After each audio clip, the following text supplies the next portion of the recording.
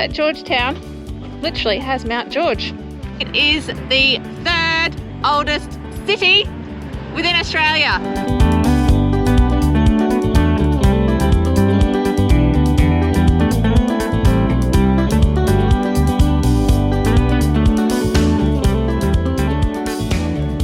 Did we get a dog?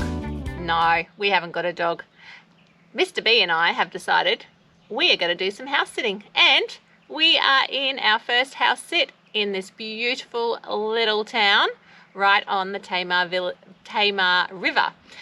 It's a little town called Gravelly Beach, or Gravelly Beach, however you want to pronounce it.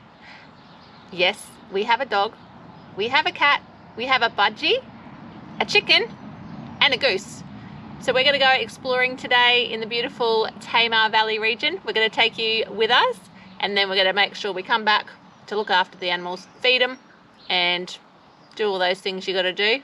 But we're so excited. We are excited to be in a house for at least a week here.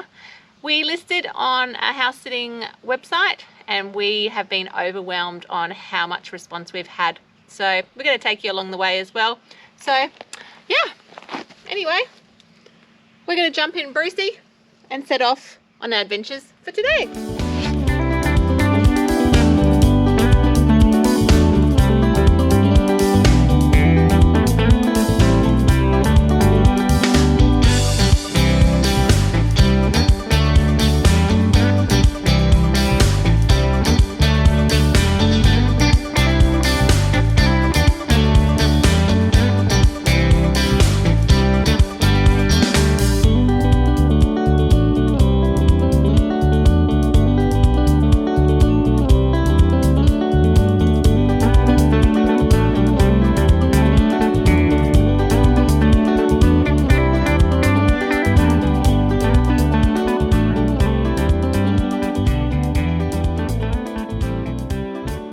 The Batman Bridge. Why is it called Batman Bridge, you may ask? Well, I asked the same thing. It was actually named after John Batman, and he was a Tasmanian pioneer who actually founded the city of Melbourne. So that was a bit funny. The other thing that I love about this bridge, it's one of the world's first cable-stayed truss-built bridges in the world. So that's another pretty cool fact as well. We only travelled around about 15 minutes from where we're staying. We are going to take you, well, we've crossed the Tamar River and we're going to take you for a little scenic drive around the area and see what we can find on our adventures as well.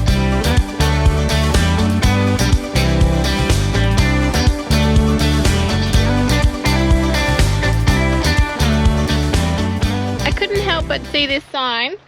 We're actually at the LWH Head historical site, and they do have the colony of penguins here. It's not the only place in Australia that you get to see penguins, and this sign, there's one thing I love about it, and it's this. It says here, no torches. You know what? The one thing... yeah. No flashes on your cameras. Exactly. So we've had this argument with many, I'm going to say, tourists on our travels where there has been penguins. So I'm going to tell you now, if you're watching our video, like it or not, if I was to find out that anyone was using a torch or flash photography for penguins, it's not on. Because you know why? You got to blind them. You got to blind them to start with, and then you know what's going to happen? No one's going to be able to see them. So that's my little rant for today. And seeing the penguins in the wild, I've got to say, is an absolute bucket list experience. We paid, I'm going to say, top dollar to see the penguins in Phillip Island, and I left crying.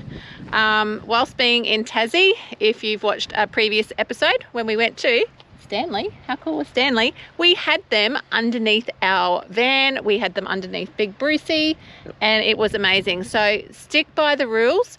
There are lights around. I'm not sure here. I'm going to say not here.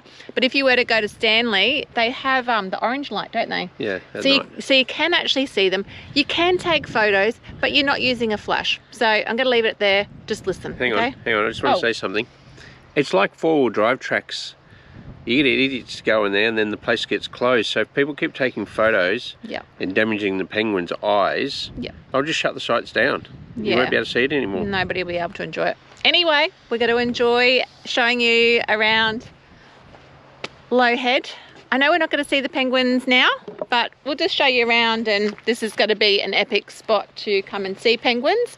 They do have a large conservation area, and I have found out that there's up to 4,000, don't ask me how they count them, but they do actually count them, up to 4,000 little penguins that are around this area, and you'll see approximately about 200 or so in the evening. Depending on daylight savings, they do have penguin watchers, and they come out of the water from about sunset. They're pretty busy, and you know the thing is, they're one of the most social creatures because when they come out of the water, they socialise, they have a little get together, they go to their burrows, maybe a couple of hours sleep, and then they're literally back into the waters before the sun rises again. So there you go, there's the information on the penguins. I think they're gorgeous.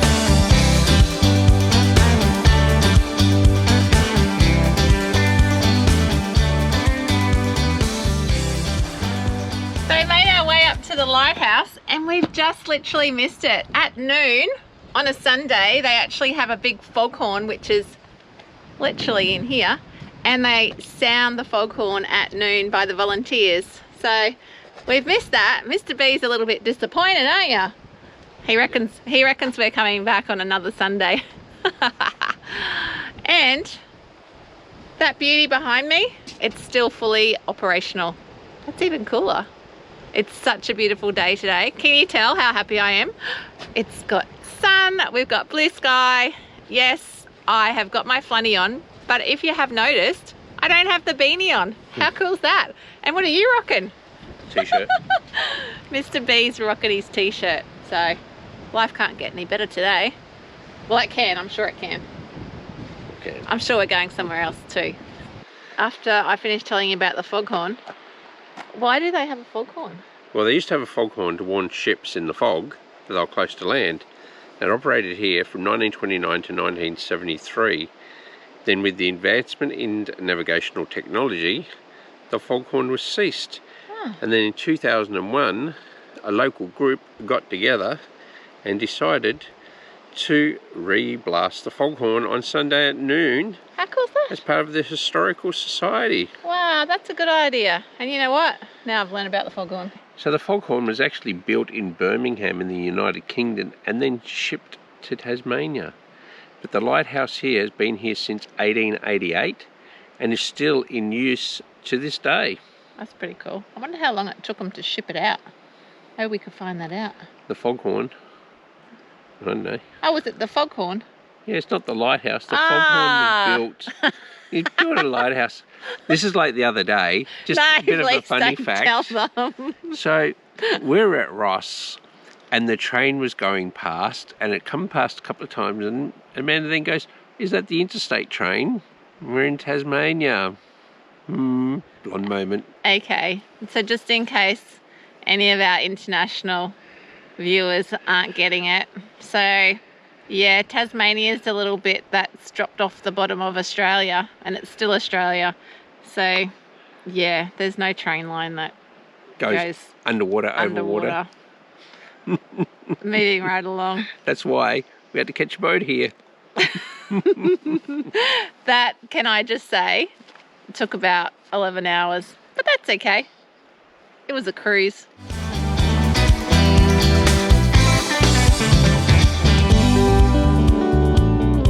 Behind me down here, and where that little bit of orangey sand is, that's literally where the little penguins come in as well. That's a classified nature reserve, and there's definitely no dogs allowed. So I have noticed a couple of people down there having a look. It might seem a little bit crazy, but funny enough, when we were up in Stanley, Dave did spot a couple of, and it was our first time spotting the penguins, and it was like right in the middle of the day in their little burrows. So if you are really quiet, you can see them.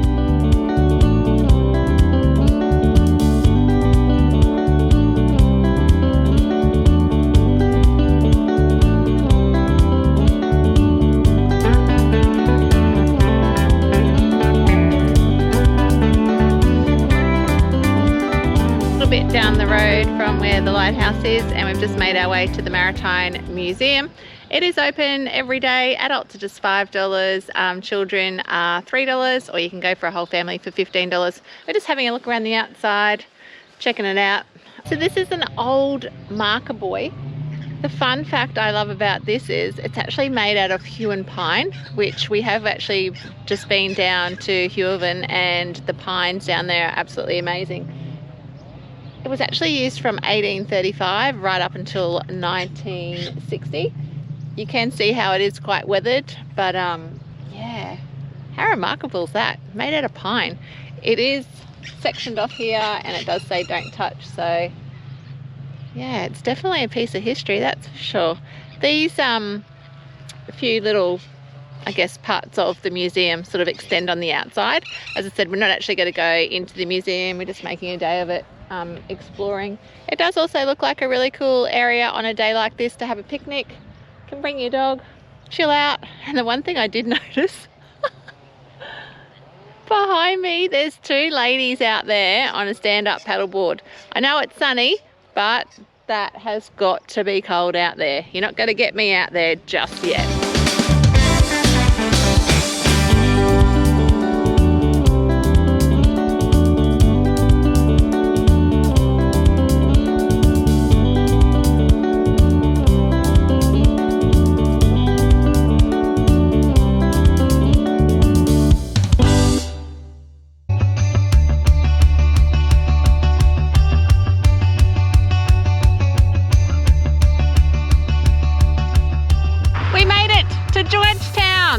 Did you know a fun fact about Georgetown? It is the third oldest city within Australia.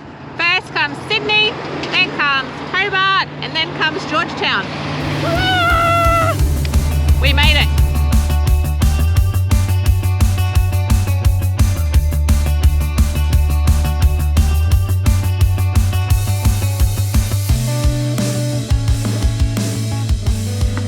With the sculptures, we've actually noticed those quite frequently in the parks, and the creator of those is a gentleman by the name of Eddie Freeman. He does sculpt them out of the timbers with a chainsaw. I have no idea how long that takes him, but that's pretty cool. He actually lives in Ross, so with our previous episodes you may have seen some of his work there through, I think it was in Campbelltown, near the good old red historical bridge as well. So yeah, keep up the good work, it's awesome. Mr. B reckons I'm crazy. It's crazy driving. You know what I'm doing? I've got to hang on. Turn left on 8 Main Road. Really? Is that where we're going? Yeah. We've just found out that there's Mount George in Georgetown, so you know what, we're going to go find it.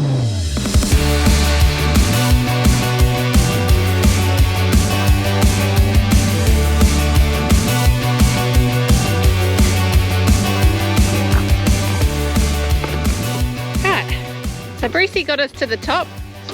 Now we're going to the top of the lookout. Who knew that Georgetown literally has Mount George?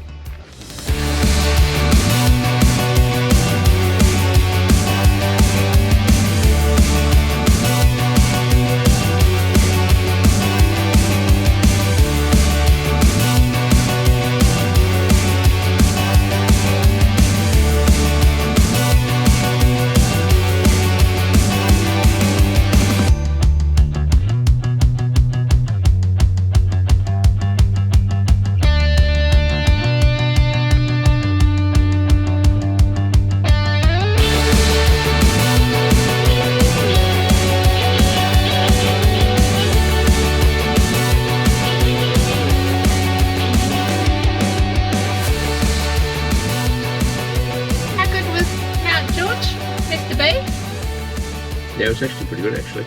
Yeah, that was a random find. So that was actually marked on a signpost, and it was from the main road heading into Georgetown, only about 2k. If you're into mountain biking, that's got like heaps of epic trails and stuff. We yeah, definitely didn't pack our mountain bikes, but yeah, I think we've just got one more stop for today. Hopefully we'll get there in time.